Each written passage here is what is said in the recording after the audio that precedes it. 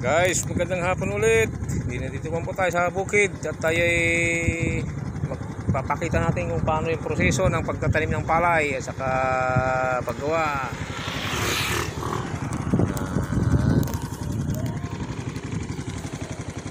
Ayan oh.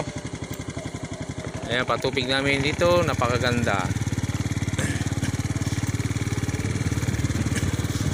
Yan, bagong tanim. Ang ginagawa muna, pinupunlagan yan. Punla. Kung ayaw mo na magpunla, yan, direct.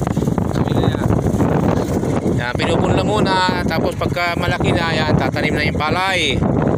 Yan, pag na ganyan na, ito na siya, nakatanim na yung iba. Yan, daming ipon.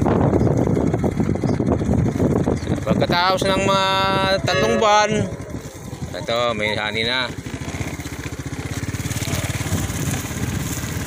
Woo!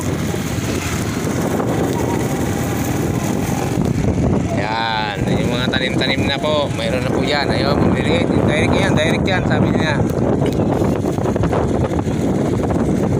Yun, nandito si Madam, may mga ayuda.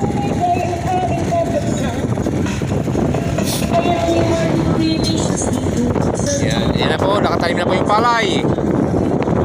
Pagkatapos ng 3 buwan, kaya 2 kalahati, anin na naman yan. Yun, ito, nakatanim na po, bagong tanim na po yan. Ganyan po, proseso ang pagtatanim ng palay bago maging bigas. Yan, ito, mga pinag-anihan na po yan. Na-harvest na. Ito, saan ka yan, oh. Yung mga ayaw-ayaw sa probinsya, napaganda po yung probinsya. Sariwa pagkain, sariwa lahat. Ako lang siguro hindi sariwa pagka binasa na.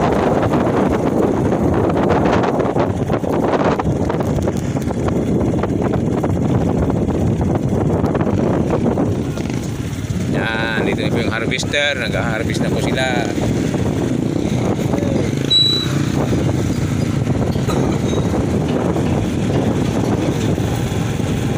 Ayun, may mga itik. Mga itik po yan. Ayun, ang dami. Ayun po sa probinsya. Pag ganito, maging masipag ka lang. Nakasinto ka. Ito. Pinapatagunan. Tubig, tapos punla. Saka tatamnan yan. Yan, ganito po sa amin. Probinsya, Pangasinan.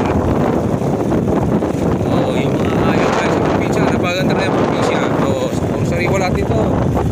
Saka lang din na sariwa kasi mga lumang tao na. Yan, mga idol, mga boss. Ito, tayo tumatahak na tayo sa ating mga tindahan. Punta sa ating bahay na. Ito mga ano yan, matanim na mga kanyan.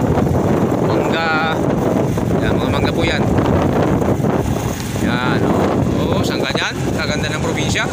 Tapos, anong ayaw nila? So, yun po yung ating bahay na doon sa pinakagilid. Yan, yung may mangga.